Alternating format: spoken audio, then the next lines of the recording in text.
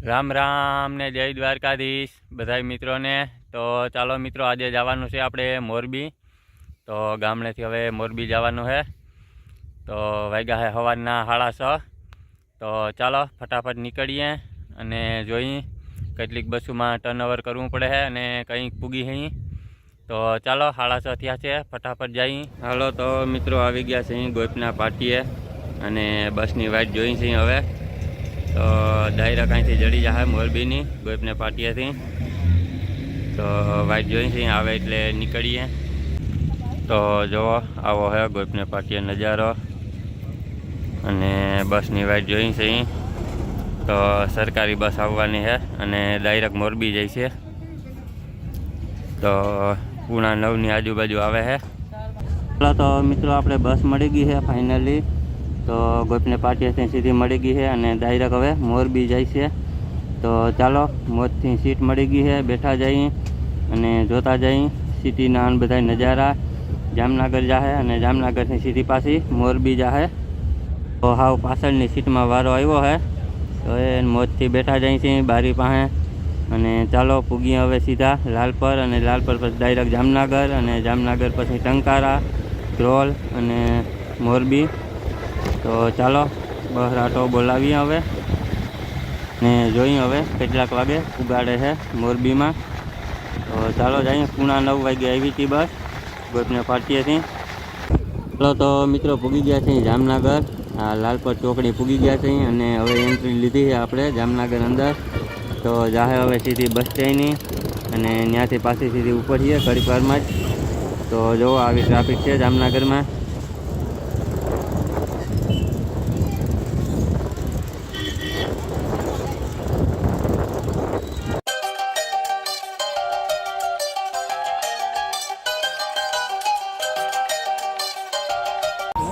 હાલો તો મિત્રો, આપણે પૂગી ગયા છીએ અત્યારે જામનગર બસ સ્ટેન્ડમાં। તો ઠંડી બહુ પડે છે એટલે હેઠું ઉતરવાનું થતું નથી, બેઠા રહીએ આમાં આમાં। અને આગળની બસ ઉપડી જાય પાછી સીધી મોરબી જ જાય છે। આ છે જામનગરનો ડીપો બસ સ્ટેન્ડ અને આ છે આપણી બસ। તો મિત્રો, જામનગરથી નીકળી ગયા છે અને હવે આવીએ ડાયરેક્ટ ધ્રોલ, અને ધ્રોલ પછી ડાયરેક્ટ ટંકારા।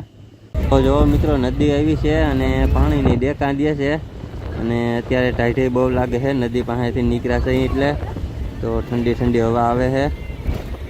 તો જો મિત્રો, ટંકારા આવી ગયું છે અને આગળ ટંકારા બસ સ્ટેન્ડ આવીએ। હાઈવે ઉપર ચડ્યું એટલે મોરબીવાળા, તો રાજકોટ મોરબીવાળો હાઈવે આવી ગયો છે અને આગળ બસ સ્ટેન્ડની જાહે બસ। તો જો હાઈવે આવી ગયો છે મોરબી વાળો અને પૂગી ગયા છે અત્યારે આપણે ટંકારા। તો હવે ડાયરેક્ટ મોરબી પૂગી જવું આગળ અને જોઈ પછી મોરબીનો નજારો।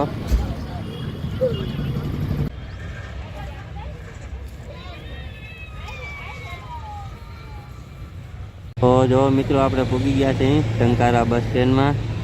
તો બે બસો પડ્યું છે ઓલી બાજુ, એક બસ અહીંયા પડી છે ડબલ માલની જોંગો, 3 શેર પડી છે અને આપણી બસ અહીંયા ઊભી છે। ચાલો તો મિત્રો, ટંકારાથી નીકળી ગયા છે અને હવે પૂગ્યું સીધા મોરબી। તો જો આપણી આગળ એક વાહન નીકળ્યું હતું, તો આગળ પાછી બસ એની મોજ થાય એટલે આપણે જોઈ કંઈક જબર બધું છે બિલ્ડિંગ જેવું રોડ ઉપર, અને એક ટેમ્પા વાહે બાંધેલું છે। તો જો આવી ગયું છે। તો આ કંઈક ભર્યું છે જબર બધું અને નાળાથી બાંધેલું છે। એક ભાઈ પાછળ બેઠા છે અને જો એવડું બધું છે અને અહીંયા 2-3 જણા બેઠા છે। ટેમ્પા પાછળ બાંધેલું છે, ડમ્ફરિયા પાછળ। તો મિત્રો, ફાઇનલી પૂગી ગયા છીએ આપણે અત્યારે મોરબીમાં। તો આગળ બસ સ્ટેન્ડની બસ ઊભી રહી એટલે ઉતરીએ હેઠા અને ભાગીએ ફટાફટ ઘરે। તો જો મોરબીનો નજારો કંઈક આવો છે। એ વાહનની બહરાટો બોલે છે ત્યારે કોરથી ટી ટી ટી નીકળું થાય છે। જો ટ્રાફિક એ જોરદાર જેવી છે। તો ચાલો ફટાફટ બસ પૂગે એટલે આપણે ત્યાંથી ઉતરીએ અને જઈએ સીધા ઘરે। ને 1:20 મિનિટ થઈ છે, તો 1 વાગે આપણે પૂગ્યા છીએ। તો ગોપને પાટીએથી અહીં પૂગવામાં 4 કલાક થઈ છે આપણે કુલ। તો ચાલો હવે ફટાફટ ઊભી રહીએ એટલે ઉતરીએ અને ભાગીએ, પૂગીએ સીધા ઘરે. તો ટેક્સી રિક્ષા ગોતવી જો હે ડાયરેક્ટ, અને જોઈ કેવી જડે છે કે શું થાય છે.